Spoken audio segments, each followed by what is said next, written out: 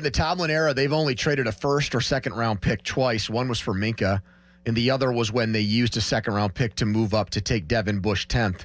So the idea that the Steelers would then trade a second round pick, meet LA's asking price for Kupp, a guy that's in his early 30s and is oft injured, even though they have a huge hole there, just seems, even with some regime changes here and some new philosophical ideas, seems very, very far-fetched that they would give up that much. Agree or disagree?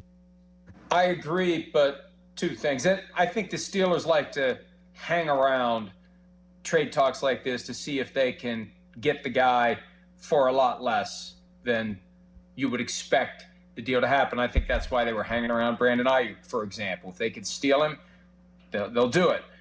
The only difference is, I talk about what the Jets might be doing to justify Woody Johnson's firing of Robert Saleh after 5 weeks. You've got this Tomlin vibe where he goes Lone Ranger, which implies that there wasn't anybody else in the building that wanted to flip to Russell Wilson.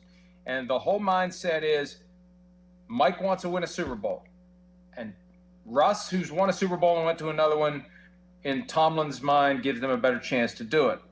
If Tomlin can persuade, if he wants to, I don't know what he wants to do about Cooper Kupp, but if he decides he's the guy, I could see him exercising some of his equity, playing some chips here to try to get Kupp if that's going to help the Steelers get a Super Bowl appearance. And really, they need more than George Pickens. But the best part about Russell Wilson, finally we got somebody who'll throw the ball to George Pickens when he's covered.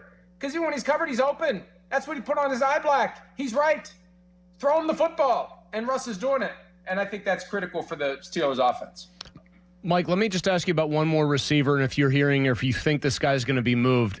Pony ridicules me when I bring this name up. I don't think he's, unbelievable, but I keep looking at a guy they're going to play this Sunday or this Monday night.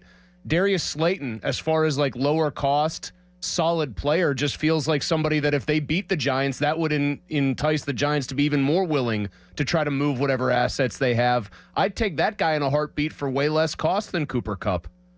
Darius Slayton, Jalen Hyatt, who had to say several weeks back that he doesn't want to be traded when some noise came out, that he wanted to be traded, and he hasn't done much this year. Because it's basically become Malik Neighbors and Wan'Dale Robinson in that offense for the Giants. So, yeah, look, the beauty of moving the trade deadline back to the Tuesday after Week 9, teams have one more week than previously to come to the conclusion as to whether or not they have a fork stuck in them.